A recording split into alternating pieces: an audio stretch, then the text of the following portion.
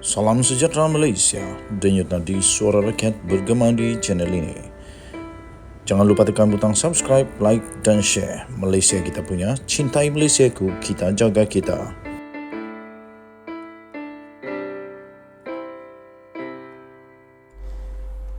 Salam sejahtera Malaysia, denyut nadi suara rakyat bergema di channel ini. Tuan-tuan dan puan-puan yang dihormati sekalian, rupa-rupanya ada berita yang mengejutkan yang mungkin sudah dilupakan oleh seluruh rakyat Malaysia.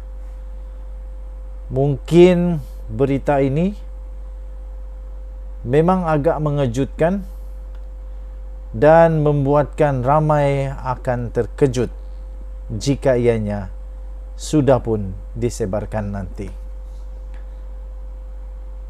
Pada 7 Disember tahun 2022 yang lalu, 7 Disember tahun 2022 yang lalu, ada satu berita yang menggemparkan seluruh Malaysia.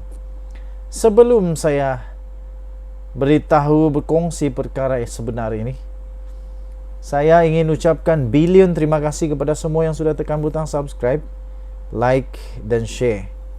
Terima kasih yang sudah jadi member di dalam channel ini. Bagi yang belum jadi member, saya war-warkan, saya ingin jemput semua jadi member kerana bermula minggu depan kita akan berikan penghargaan souvenir, giveaway, stiker, baju, topi, keychain dan sebagainya. Menghargai semua yang sudah lama bersama-sama dengan channel ini. Tuan-tuan dan puan-puan yang dihormati sekalian, pada 7 Disember tahun 2022 yang lalu, dalam satu berita yang diterbitkan di BH Online, ada menyebut perkara yang amat mengejutkan seluruh Malaysia, iaitu SPRM panggil Muhyiddin Yassin dan Khairi Jamaluddin serta Tengku Zafrul untuk bantu siasatan dana bernilai 600 bilion ringgit Malaysia. Masihkah anda ingat berita ini? Yaitu berita yang diterbitkan pada Disember ini, yaitu disebutkan SPRM panggil Muhyiddin, Khairi Jamaluddin dan Zafrul bantu siasatan dana 600 bilion ringgit Malaysia.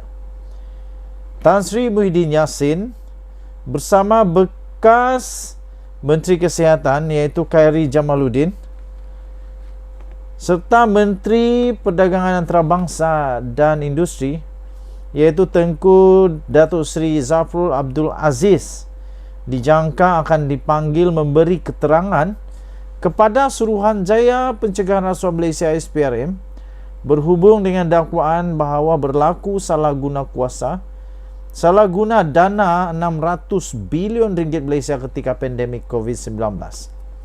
Laporan portal berita The Vibes yang memetik sumber berkata, siasatan SPRM itu susulan laporan yang diterima daripada beberapa pihak yang mendakwa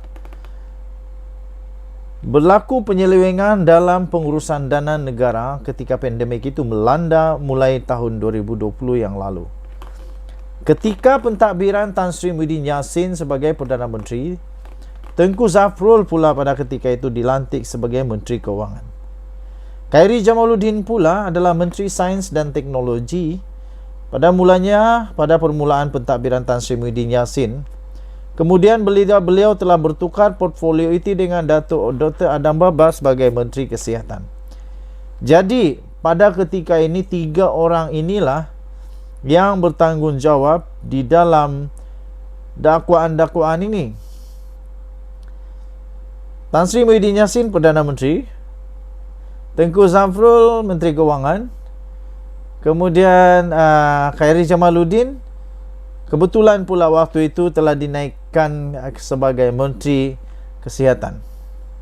Menurut Vibes, laporan mengenai siasatan membabitkan 3 individu berkenaan telah didedahkan oleh satu blog Datuk Ahiruddin Atan atau dikenali sebagai Rocky Bru.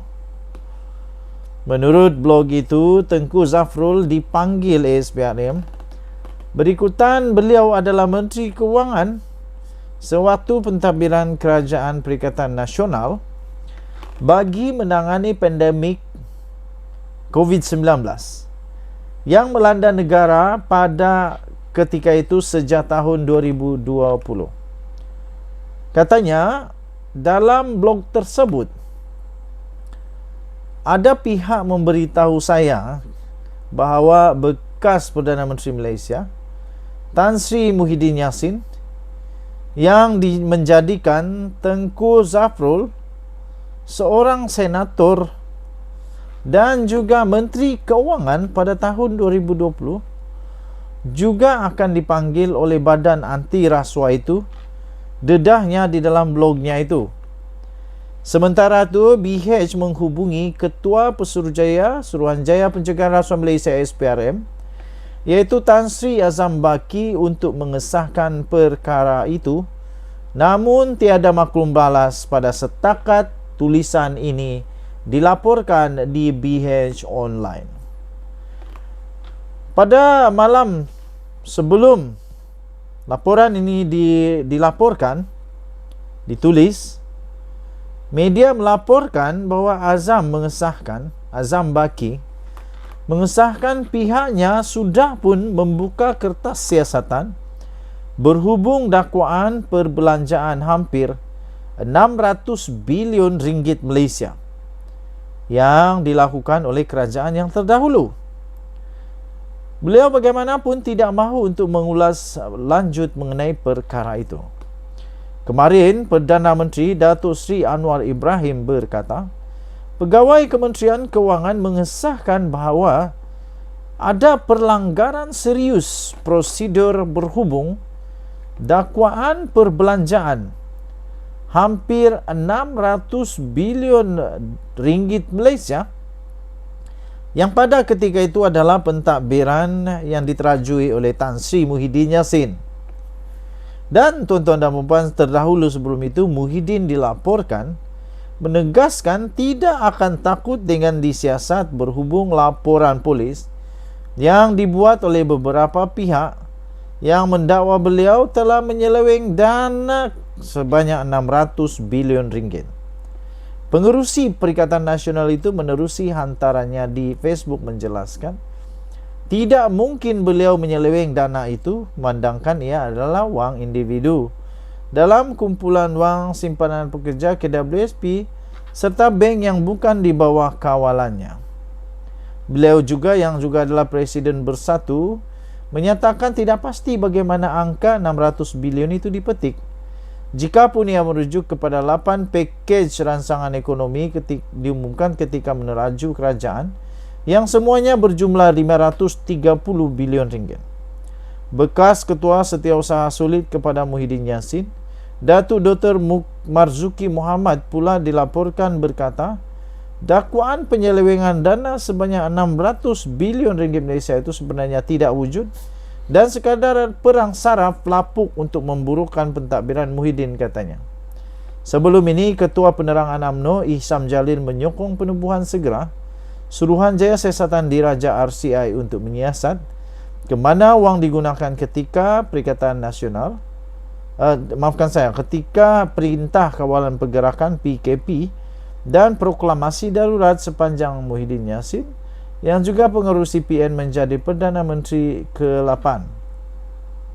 Beliau juga berpendapat laporan polis yang dibuat sebelum ini yang mahu pihak berkuasa menyiasat isu perbelanjaan 600 bilion itu perlu diteruskan berikutan yang membabitkan satu jumlah yang sangat-sangat besar. Berita ini saya petik daripada BH Online, bharian.com.my. Untuk membaca berita ini lebih jelas, lebih lengkap sehingga selesai, anda boleh melawat, anda boleh masuk ke dalam BH Online.